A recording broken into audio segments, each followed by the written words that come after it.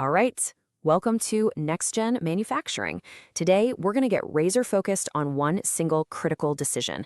It's a choice that literally shapes everything around us, from the sleek metal case on your smartphone to the powerful turbine blades in a jet engine. It all boils down to making the right cut. I mean, just think about it for a second. Every advanced product we rely on, all this cool tech, needs parts made with insane accuracy. And not just one or two parts, we're talking massive scale. So the big question is, how in the world do you pull that off? How do you get that perfect marriage of high-speed production and absolutely flawless precision? Well, you might be surprised. The answer isn't some giant, super complex machine. Nope, it all comes down to something much, much smaller. The tiny, super hard tip of the tool that does the actual cutting. And believe me, what that little tip is made of? It changes absolutely everything. So, let's dive in. We gotta start with the OG, the foundational material that's been the backbone of machining for ages, high-speed steel. You'll almost always hear it called HSS. Okay, so there's a reason everyone calls HSS the workhorse. And it's not just because it's the most budget-friendly option, though that definitely helps. The real magic here is its powerful combination of being pretty hard while also being incredibly tough. It can take a serious beating without chipping or fracturing, and in the world of manufacturing, that is a huge, huge advantage. And that right there gets to the very heart of what makes HSS so great. It's forgiving. You know, in a perfect world, every machine setup is perfectly rigid, no wobbles, no nothing. But in the real world, that's not always the case. You get vibrations, maybe a tool is sticking out really far, and that's where HSS shines. It's your safe bet. It just doesn't break easily. But of course, there's a catch. For all its toughness, HSS has a ceiling. What happens when you need to go faster? Or what if the material you're cutting is way tougher, like some gnarly stainless steel or something? Well, that's when HSS starts to struggle. It just can't hang. So, where do you go from there? Well, that brings us to the upgrade. Enter Cobalt. Now, don't think of this as something totally different. It's more like HSS with a serious performance boost. So, what does Cobalt get you? Well, for starters, you can run your machines way faster than with HSS. And you can start tackling those tougher materials we talked about. We're talking stainless steel, cast iron, even some titanium alloys. It's kind of that perfect middle ground option. More firepower than HSS, but it won't break the bank like our final contender. And this really shows you the trade-off, plain and simple. When you move to Cobalt, you're trading some of that toughness for more hardness and speed. You can cut harder stuff faster, but you lose some of that awesome forgiveness that makes HSS so reliable.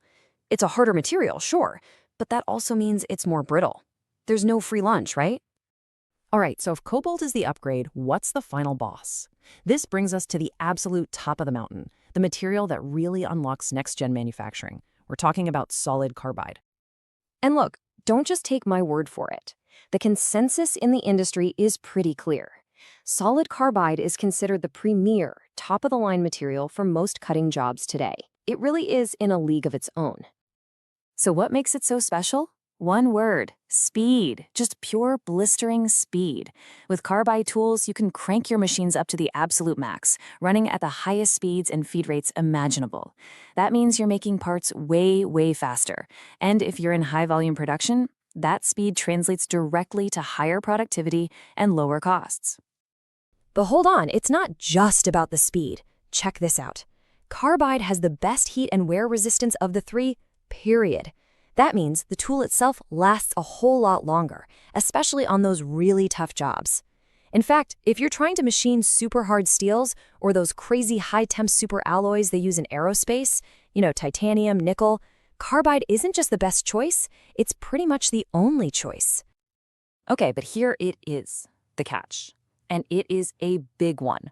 All that incredible hardness makes carbide, well, it makes it brittle, like really brittle. Unlike our trusty HSS, carbide has basically zero forgiveness. Your setup has to be rock solid, perfectly rigid, because even the tiniest bit of vibration can cause that tool to chip or even just completely shatter. Poof, gone. So there you have it. You've got the tough as nails workhorse, the balanced upgrade, and the high-speed, high-stakes champion. So how on earth do you choose the right one for your job?